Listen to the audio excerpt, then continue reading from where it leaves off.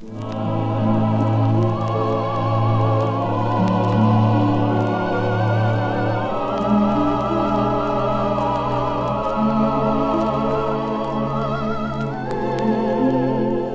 story is as old as Christmas, and yet it's neither remembered nor told except by the tongueless ones, the water, the wind, the rain, and the snow, by the grasses, the trees, the rocks, and the earth. They've told the story for almost 2,000 Christmases past. They'll still be telling it 2,000 times 2,000 Christmases to come. The story of the tongueless ones.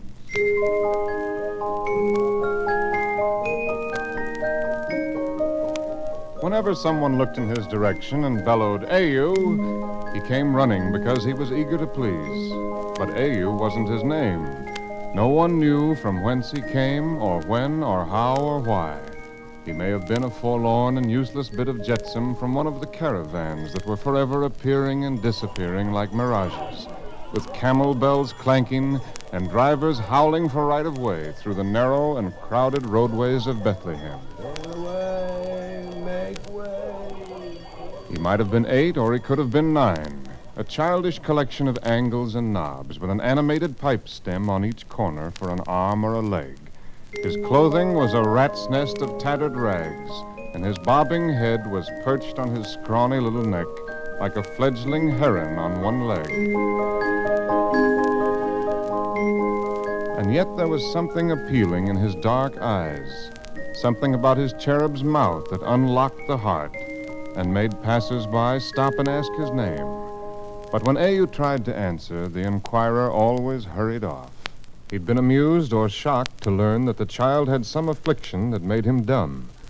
And from out his cherub's mouth, instead of words, would come a scourging, piercing, ear-scraping babble of howls and braying gibberish. Yes, Ayu, and at night in the stead, he would think of all he'd like to say. Just suppose during the night.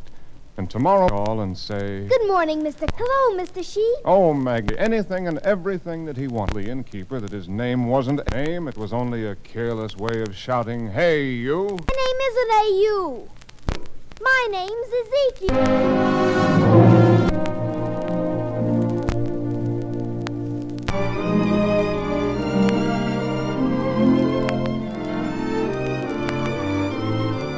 Stupendous, overwhelming thing to sing. Sing with every word and note so sweet and clear and perfect that everyone in Bethlehem would stand rock still to listen. He'd be able to sing with the other children when they played their games. Hop on the right foot, hop on the left foot, hop on to Jericho to buy fat men.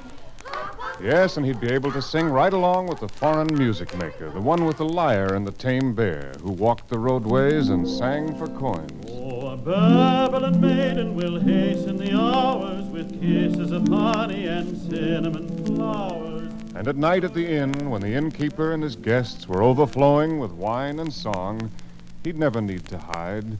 Why, he could stand right by the fire and listen, because he could sing much better than anyone there. Oh, fill the bowl up to the brim, let memory blend with wine. And so each night, before Ayu closed his eyes, he said a prayer for the gift of speech and song, and faithfully promised, if God saw fit to grant these great blessings, that he would always speak words that were kind, gentle, and reverent, and he would always sing songs that were beautiful, joyful, and harmonious. Then he burrowed deeper in the hay, warm and content in his belief that in the morning, when the rising sun reached through the doorway and woke him up, he would open his eyes, and then he'd open his mouth, and very loudly and thankfully he'd say, "Oh, thank you, God. Thank you very much."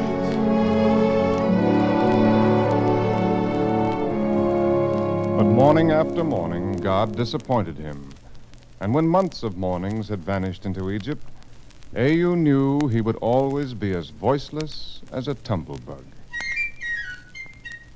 as a wood tick, as a worm.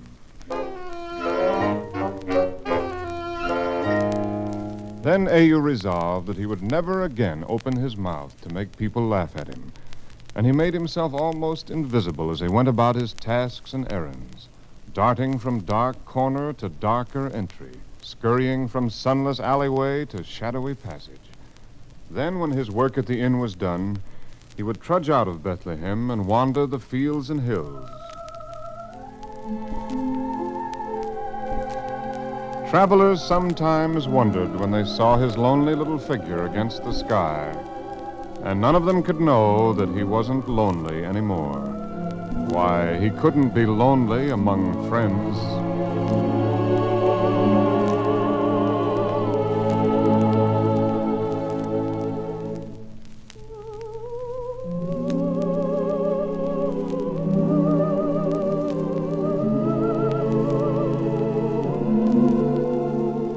For he'd discovered that a brook could chatter and prattle and sing to him. And if he answered, or even if he sang, the brook didn't care a ripple that the sounds he made were harsh and unmusical. It went right on, singing as joyfully as ever.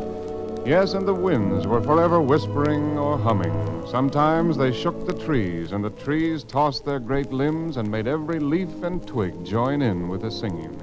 So Ayu sang, too, and the trees didn't care and the winds didn't care, and neither did the rain when it thrummed on the rocks or strummed through the tall grasses.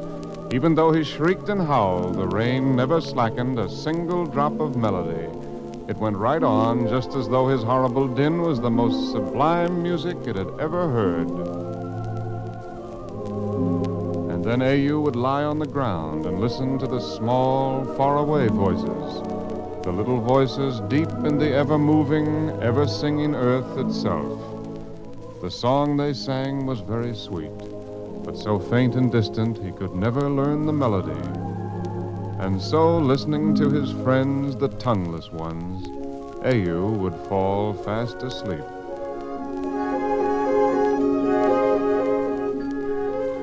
And in the days that followed, he was a little scarecrow stuffed with happiness.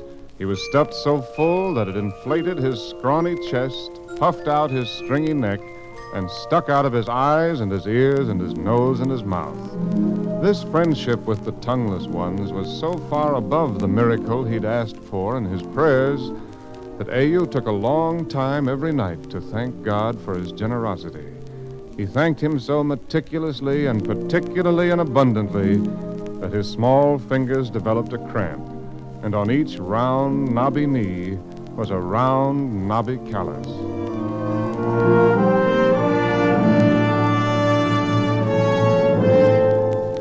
And then, without the slightest warning at all, came the dreadful day.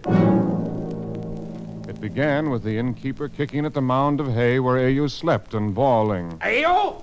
Come out and get to work, you gibbering whelp of a puling camel! On your feet, voiceless cud of a goat, or I'll slice out your useless tongue and sell it for tallow!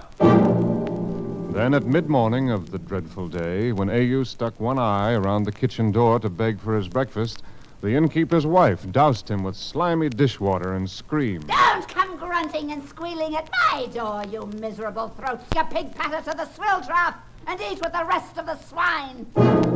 And in the dreadful day's afternoon, as Ayu was racing through Bethlehem on one of his endless errands, a tired thong snapped on his sandal, and the sandal went skittering through the air and fell on the proud and helmeted head of a swaggering centurion.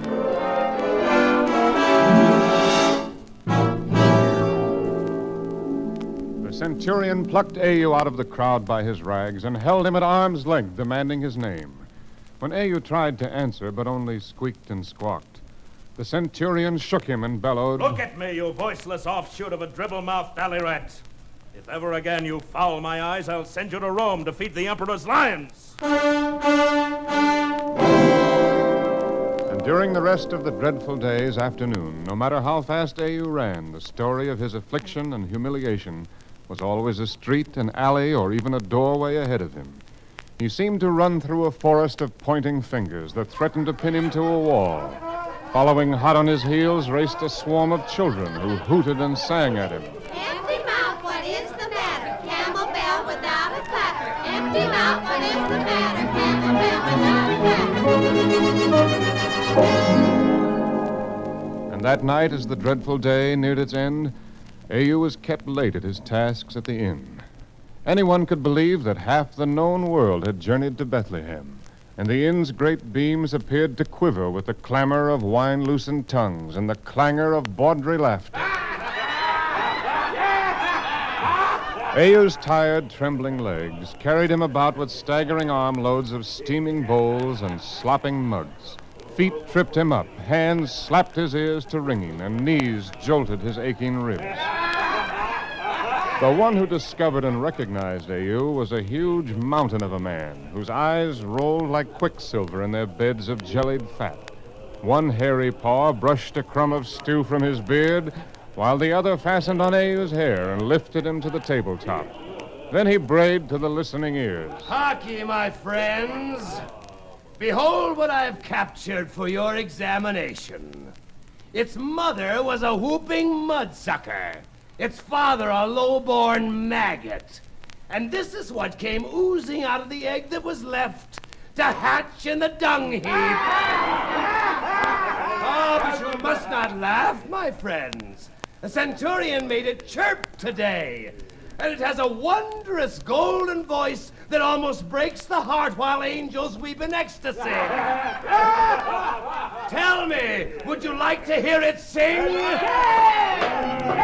hear, slime of the muck heap? Will you sing, or shall I slit your tongue like a crow so you can speak like a human? Sing! Sing, I tell you! Sing!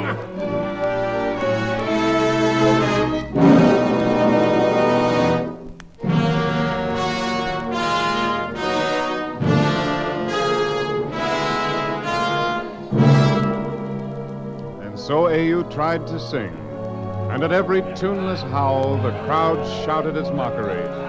At every unmelodious screech it roared its derision. At every discordant squeak it loosed a thunderbolt of laughter that crashed and splintered on his head.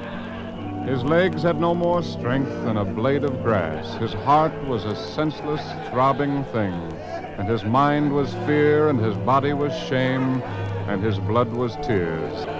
But he went on and on until the crowd had wrung the last outstanding guffaw, the final satisfying chuckle, the ultimate forced snigger from his wretched little body.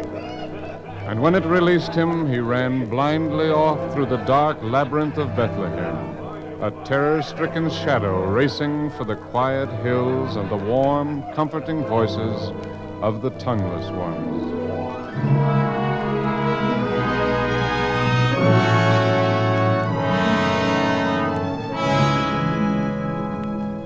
But tonight there were no voices for Au to hear. Even though he held his breath, he could hear no sound from the tongueless ones. The brook was silent, the winds were mute, the grasses still, and every tree and limb and twig and leaf was motionless and quiet. Then Au howled and croaked and tried to make the tongueless ones answer him, but they remained silent and waiting, and he screamed and babbled and pleaded, but the tongueless ones were all silent while they waited and listened. Just listened and waited. This was the dreadful end of the dreadful day. And deserted by his only friends, Au threw himself down and buried his face, his misery, and his tears in the moss. After a while, he fell asleep. And as he slept, a great white star rose through the silence of the night to stand and shine its clear, bright light on Bethlehem.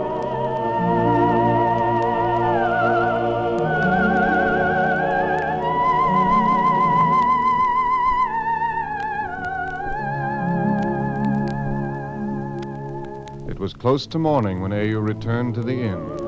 He tiptoed across the frosty stones of the dark courtyard and crept into the stable. For a moment, his fear held him motionless, for the stable was bathed with a bright, glowing radiance that flowed like molten sunlight over a man and a woman, and the manger where a child was cradled.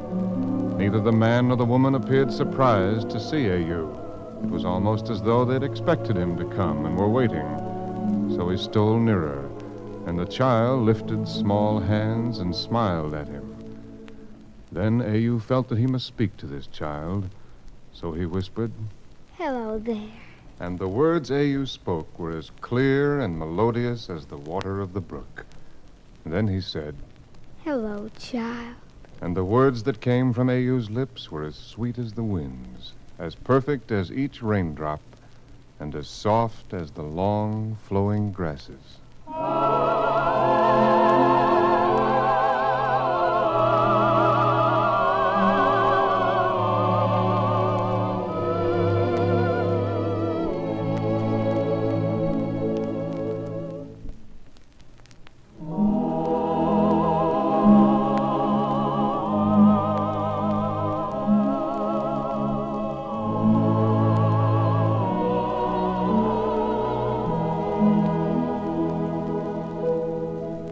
Then A.U. knew why he had been born never to speak until this moment, and why the tongueless ones of God's world of water and earth and air had all sung to him, and why tonight they had all been still and silent and waiting.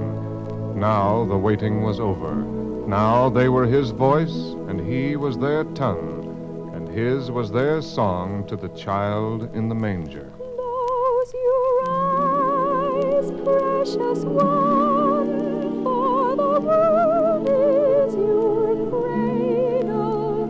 Close your eyes, blessed babe, while we sing you to sleep.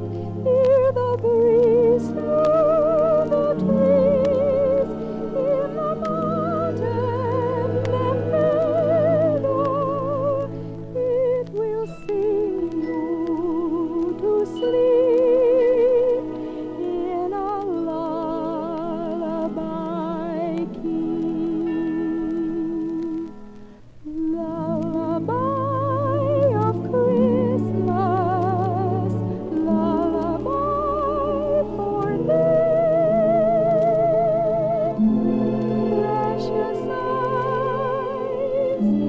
sleepy eyes, close your eyes and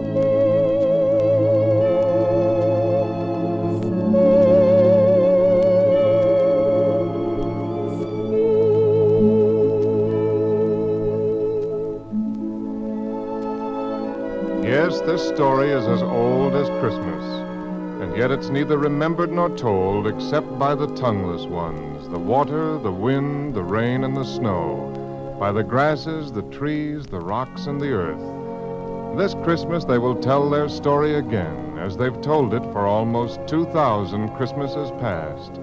The few ears that hear will wonder at the strange, childlike quality in the voices of all the storytellers. But that's so very easy to understand. It's the bright, joyful, exultant tone of the boy who sang for them one early morning, one Christmas morning in Bethlehem.